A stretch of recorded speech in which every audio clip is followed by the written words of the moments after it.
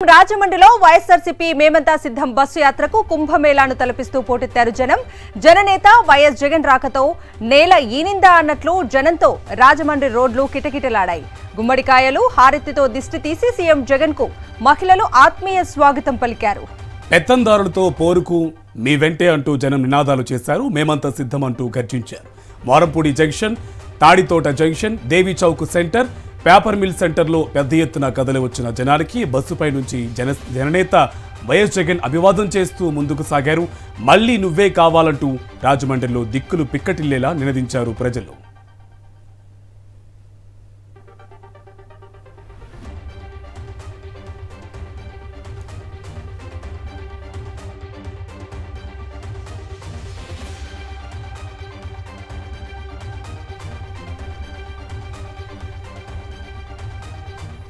విజయవాడలో సీఎం జగన్ పై హత్యాయత్నం కేసులో నిందితుడి సతీష్ కు 14 రోజుల రిమాండ్ విధించింది న్యాయస్థానం. ఈ కేసులో సంచలన విషయాలు బయటకొచ్చాయి.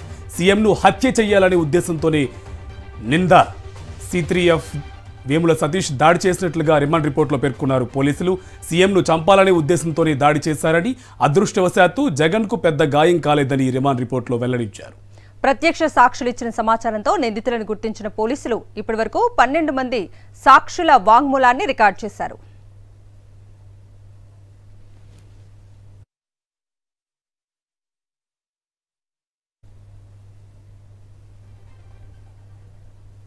ప్రస్తుతం ఈ కేసు దర్యాప్తు ఈసీ ఆధ్వర్యంలో జరుగుతోంది. ఈ కేసులో వేముల సతీష్ ను అరెస్ట్ చేసిన పోలీసులు విజయవాడ కోర్టులో ప్రవేశపెట్టారు.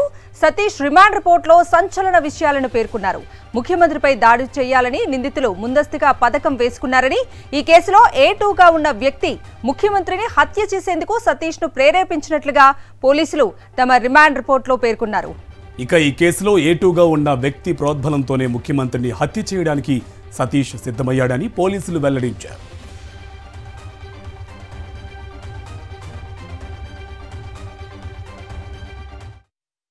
That person has been identified and then it has been produced before the court, and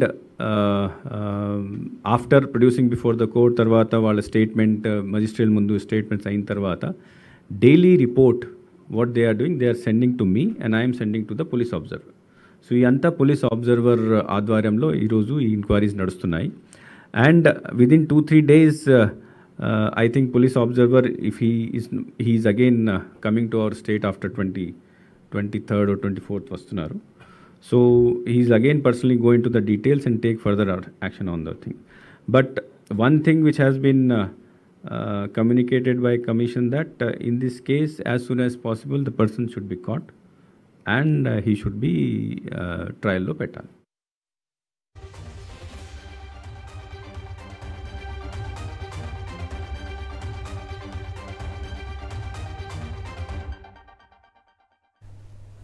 మేమంతా సిద్ధం బస్సు యాత్ర రాజనగరంలో కొనసాగుతుంది.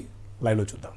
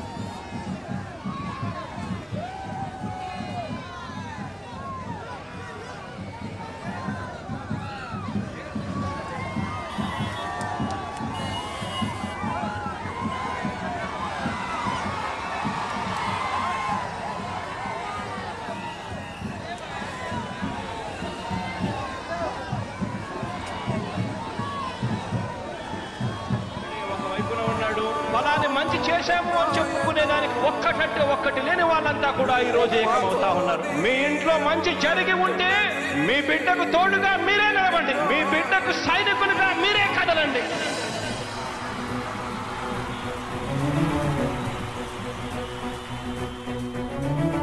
మీ ఇంట్లో మీ బిడ్డ వల్ల మీకు మంచి జరిగి ఉందా లేదా అన్నది మాత్రమే ఆలోచన చేయండి. మీ ఇంట్లో మీ బిడ్డ వల్ల మీకు మంచి జరిగి ఉంటే మాత్రం మీ బిడ్డకు సైనికులుగా మీరే నిలవండి అని చెప్పి సందర్భంగా కోరుతా ఉన్నా. ఇచ్చిన మాట తప్పితే ఓటు వేయొద్దని చెప్పిన దమ్మున్నడు జగను. చెప్పిన మాట చెప్పినట్టుగా చేసిన మా రాజన్న కొడుకుర జగను. ఏ కష్టం రావద్దని పేద గుండెకు ప్రతి పథకం పంపిండుర గడప గడపకు పులి గడపలో పులి పుట్టి. మేమంత సిద్ధం బస్సు యాత్రకు సంబంధించిన లైవ్ చూస్తాం. మిగతా అప్డేట్స్ చూద్దాం. మాజీ మంత్రి వైఎస్ వివేకా హత్యపై కడప న్యాయస్థానం సంచలన తీర్పిచ్చింది. ఎన్నికల ప్రచారంలో వైఎస్ వివేకా హత్యను ప్రస్తావించొద్దని ఆదేశాలు జారీ చేసింది. ఎన్నికల ప్రచారంలో ఉద్దేశపూర్వకంగా వైఎస్ వివేకా హత్యను ప్రస్తావిస్తున్నారని వైఎస్ఆర్సీపీ నేత సురేష్ బాబు కడప న్యాయస్థానాన్ని ఆశ్రయించారు. దీంతో టీడీపీ అధినేత చంద్రబాబు, బీజేపీ అధ్యక్షురాలు పురంధేశ్వరి, జనసేన అధినేత పవన్ కళ్యాణ్తో పాటు నారా లోకేష్, షర్మిల, సునీతకు కడప కోర్టు ఆదేశాలను జారీ చేసింది. ఎవరూ దీని గురించి మాట్లాడకూడదని కడప కోర్టు స్పష్టమైన ఆదేశాలను జారీ చేసింది.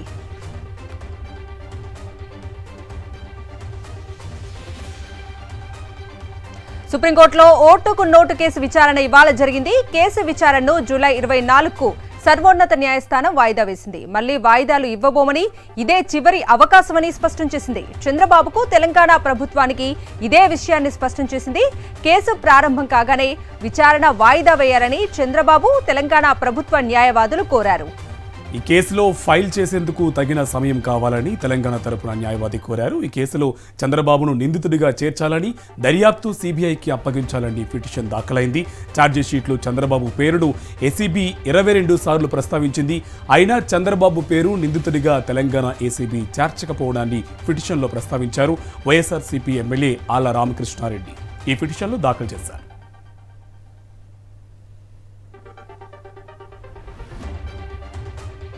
సుజనా చౌదరిని దివాలాదారుగా ప్రకటించాలని ఎస్బీఐ పిటిషన్ దాఖలు చేసింది. నేషనల్ కంపెనీస్ లా ట్రిబ్యునల్లో పిటిషన్ వేసింది ఎస్బీఐ.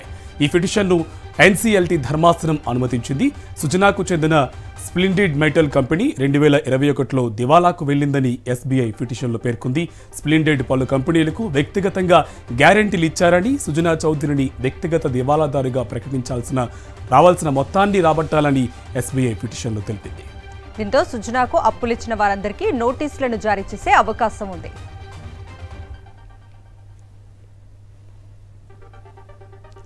ఏపీలో తొలి రోజు ఎన్నికల కోలాహలం కనిపించింది. ఎన్నికల నోటిఫికేషన్ రావడంతో అభ్యర్థులు నామినేషన్లను వేసేందుకు రిటర్నింగ్ అధికారుల కార్యాలయాలకు క్యూ కడుతున్నారు.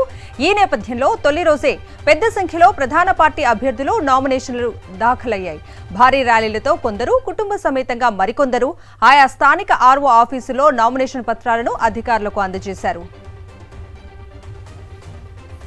చిత్తూరు జిల్లా పలమనేరులో వైఎస్ఆర్సీపీ అభ్యర్థి వెంకటగౌడ్ నామినేషన్ దాఖలు చేశారు. నెల్లూరు జిల్లా కొవ్వూరులో నల్లపురెడ్డి ప్రసన్న కుమార్ రెడ్డి, కావలలో రామిరెడ్డి ప్రతాప్ కుమార్ రెడ్డి వైఎస్ఆర్సీపీ అభ్యర్థులుగా నామినేషన్లు దాఖలు చేశారు. విజయనగరం జిల్లా నెల్లిమర్లలో బడుకొండ అప్పలనాయుడు నామినేషన్ దాఖలు చేశారు.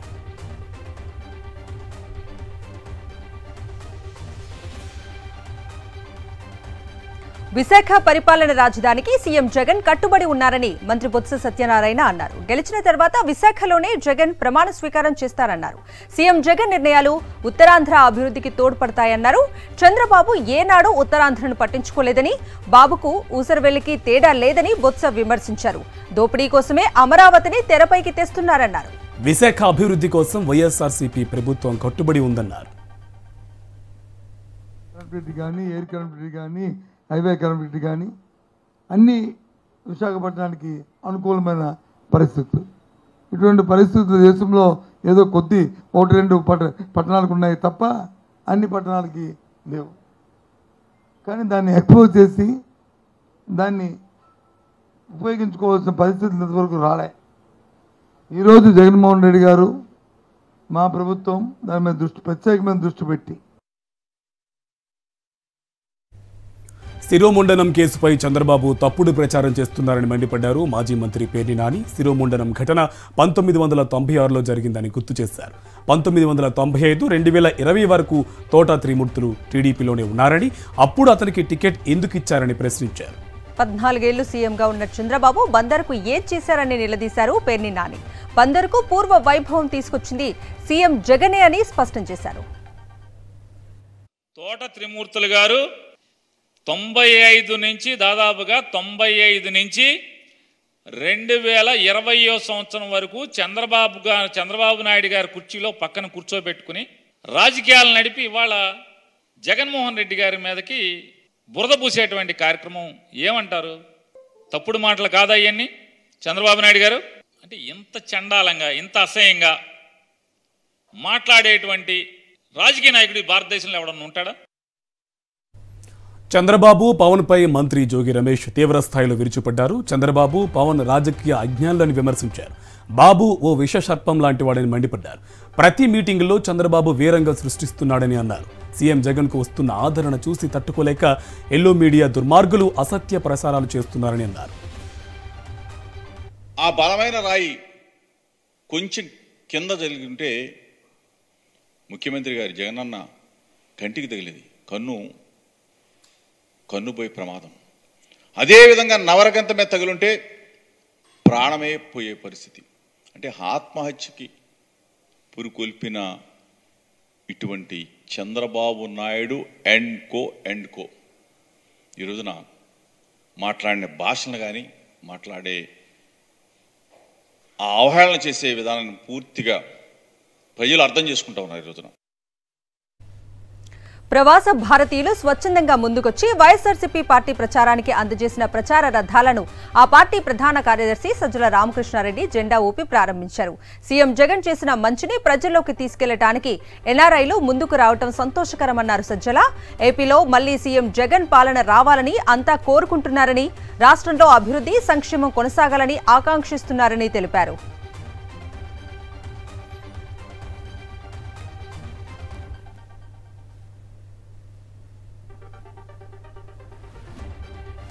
జగనన్న విజయం అంటే మా విజయం అని అనుకొని ఎక్కడెక్కడ ఉన్న వాళ్ళందరూ కూడా వాళ్ళంతా వాళ్ళే ముందుకు రావడం అనేది చాలా సంతోషించదగ్గ విషయం.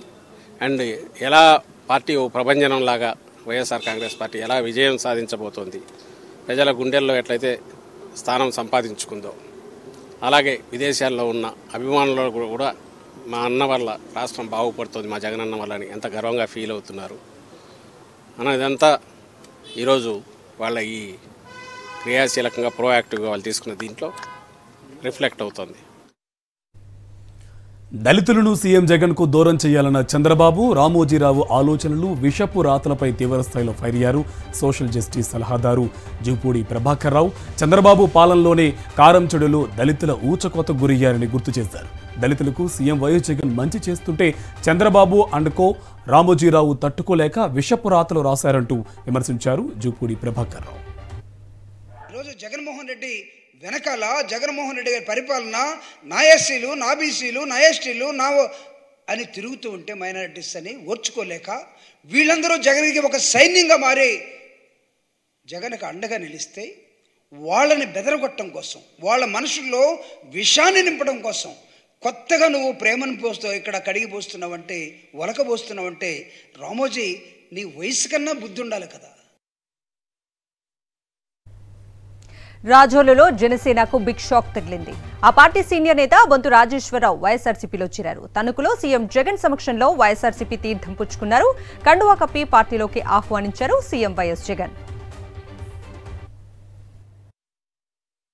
జనసేన పార్టీ నుండి ఈరోజు జగన్ గారి ఆశీస్సులతో వైఎస్ఆర్ పార్టీలో జాయిన్ అవ్వడం జరిగింది.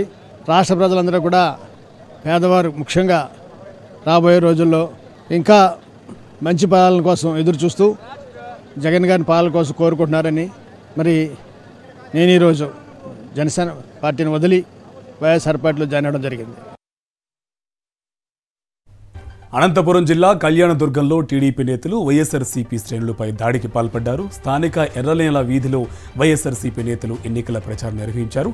అటుగా వెళ్తున్న టీడీపీ నాయకులు ఉద్దేశపూర్వకంగా వైఎస్ఆర్సీపీ ప్రచార రథాన్ని అడ్డుకొని దౌర్జన్యంగా తాళాలు లాక్కున్నారు. ఇదేంటని ప్రశ్నించిన వైఎస్ఆర్సీపీ నేతలపై టీడీపీ ఎమ్మెల్యే అభ్యర్థి సురేంద్రబాబు, వ్యాపార భాగస్వామి రాజగోపాల్, ఆయన వ్యక్తిగత బౌన్సర్లు ఒక్కసారిగా దాడికి దిగారు. దీంతో ఇద్దరు వైఎస్ఆర్సీపీ నేతలు, సోషల్ మీడియా వారికి తీవ్ర గాయాలయ్యాయి. వారిని వెంటనే చికిత్స కోసం ప్రభుత్వ ఆసుపత్రికి తరలించారు. కృష్ణా జిల్లాలో టీడీపీ నేతలు బరి తెగించారు.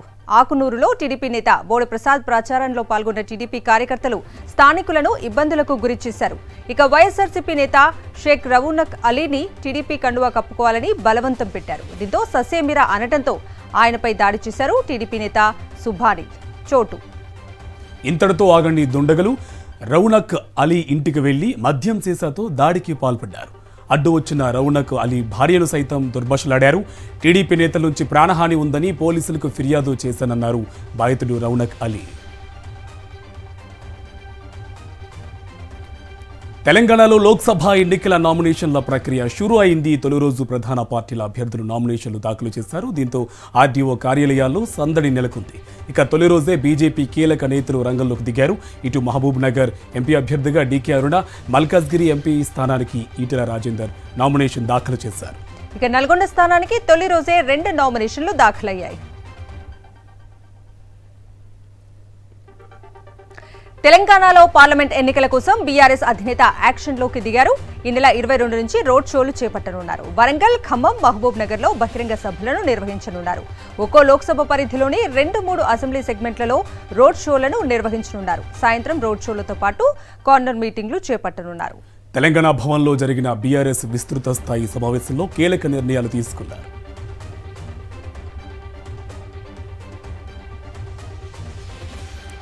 500 రూపాయల బోనస్ కోసం కల్లాల వద్ద పోరాటాలకు కేసీఆర్ పిలుపునిచ్చారు. ఈ సమావేశంలో కేసీఆర్ కీలక వ్యాఖ్యలు చేశారు. కాంగ్రెస్లోకి వెళ్లిన వారు బాధపడుతున్నారన్నారు. ఓ సీనియర్ నేత తనను సంప్రదించారని వ్యాఖ్యలు చేశారు. 20 మంది ఎమ్మెల్యేలను తీసుకొస్తానని తనను సంప్రదించారని, ఇప్పుడే వద్దని వారించారని చెప్పారు. 104 మంది ఎమ్మెల్యేలు ఉన్నప్పుడే బీఆర్ఎస్ ప్రభుత్వాన్ని కూల్చేందుకు బీజేపీ ప్రయత్నించిందన్నారు.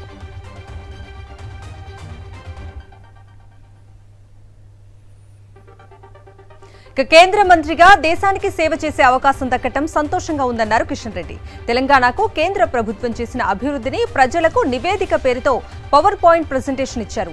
9 ఏళ్ల ఎన్డీఏ పాలనలో తెలంగాణకు 10 లక్షల కోట్ల రూపాయలు ఖర్చు చేశామని లెక్కలతో వివరించారు. రీజనల్ రింగ్ రోడ్డు కోసం 26,000 కోట్లు ఖర్చు చేశామన్నారు కేంద్ర మంత్రి కిషన్ రెడ్డి.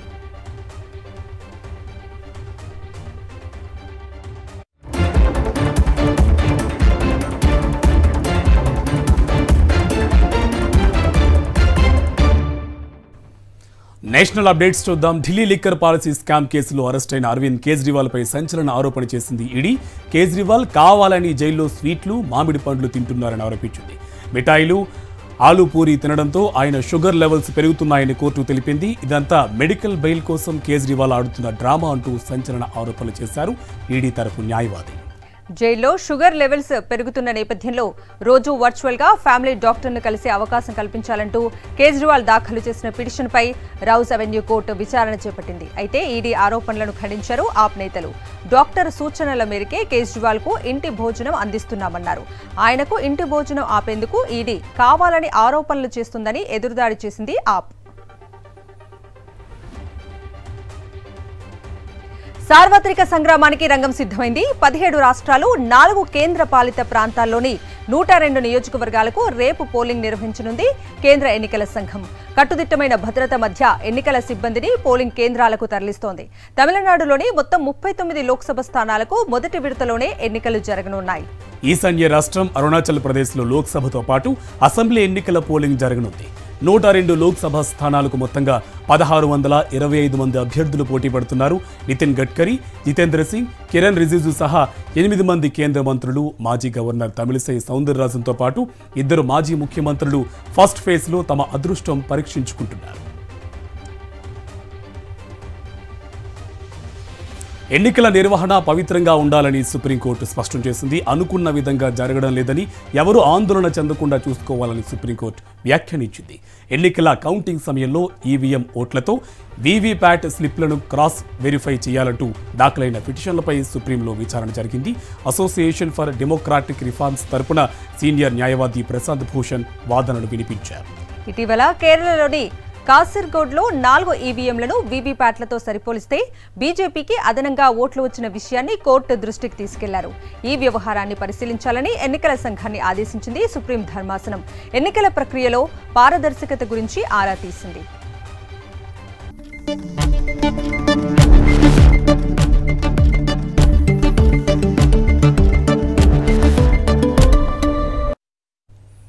బిజినెస్ అప్డేట్స్ చూద్దాం. అంతర్జాతీయ మార్కెట్ల నుంచి వచ్చిన నెగిటివ్ ట్రెండ్స్తో స్టాక్ మార్కెట్లు నష్టాలను ముగిశాయి. సెన్సెక్స్ 454 పాయింట్ల నష్టంతో 72,488 పాయింట్ల వద్ద ముగిసింది. నిఫ్టీ 152 పాయింట్ల నష్టంతో 21,995 పాయింట్ల వద్ద ముగిసింది. ఇక సెక్టార్ సూచీల్లో టెక్ సూచీలు 0.70%, కన్స్యూమర్ డ్యూరబుల్ సూచీలు 1.52%, బ్యాంక్ సూచీలు 1.09%, ఆయిల్ అండ్ గ్యాస్ సూచీలు 0.96% నష్టపోయాయి. నిఫ్టీ టాప్ గెయినర్స్ లిస్ట్లో Bharti Airtel 4.03%, power grid 2.57%, Bajaj auto 1.61% లాభపడ్డాయి. నిఫ్టీ టాప్ లూజర్స్ లిస్ట్లో అపోలో హాస్పిటల్స్ 3.71%, టైటాన్ 2.94%, ఓఎన్జీసీ 2.88% నష్టపోయాయి. గత కొద్ది రోజులుగా భారీగా పెరుగుతున్న బంగారం ధరలు కాస్త తగ్గుముఖం పట్టాయి. హైదరాబాద్లో బంగారం ధర 330 తగ్గింది. ప్రస్తుతం హైదరాబాద్లో 10 గ్రాముల 24 క్యారెట్ల బంగారం ధర 73,800 కాగా 10 గ్రాముల 22 క్యారెట్ల బంగారం ధర 67,650గా ఉంది. ఇటు వెండి ధరలు కాస్త తగ్గుముఖం పట్టాయి.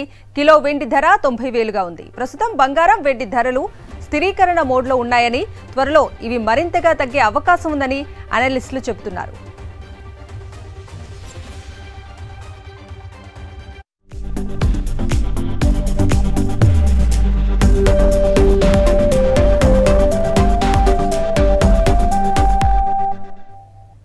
ఇప్పుడు స్క్రీన్ 90 చూద్దాం.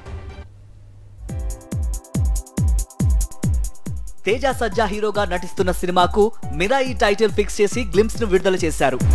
అల్లు అర్జున్ నటిస్తున్న పుష్ప 2 మూవీ ఓటీటీ హక్కులకు భారీ ధర పలికిందట. 220 కోట్ల రూపాయలకు పైగా ఉంటుందని సమాచారం. అభినవ్ గోమటం ప్రధాన పాత్రలో నటిస్తున్న మూవీ మై డియర్ దొంగ. ఈ మూవీ ప్రమోషన్స్ లో భాగంగా ఈవెంట్ నిర్వహించారు. రాకేశ్వర్ రే లీడ్ రోల్లో నటిస్తున్న సినిమా జితేందర్ రెడ్డి. లేటెస్ట్ గా ఈ మూవీ నుండి లచ్చిమక్క అనే లిరికల్ సాంగ్ రిలీజ్ చేశారు. రాజా రవీంద్ర ప్రధాన పాత్రలో రూపొందుతున్న family entertainer Saranga Darya teaser release అయింది. ఆది సాయి కుమార్ హీరోగా నటిస్తున్న కృష్ణ ఫ్రమ్ బృందావనం మూవీ ప్రారంభమైంది. ఈ ప్రారంభోత్సవ వేడుకకు దిల్ రాజు, అనిల్ రావిపూడి అటెండ్ అయ్యారు. ప్రియదర్శి, నభా నటేష్ జంటగా ఓ సినిమా చేయబోతున్నారు. ఈ మూవీ డార్లింగ్ టైటిల్ తో రాబోతోందట. ఇవి నాన్ స్టాప్ న్యూస్ అప్డేట్స్.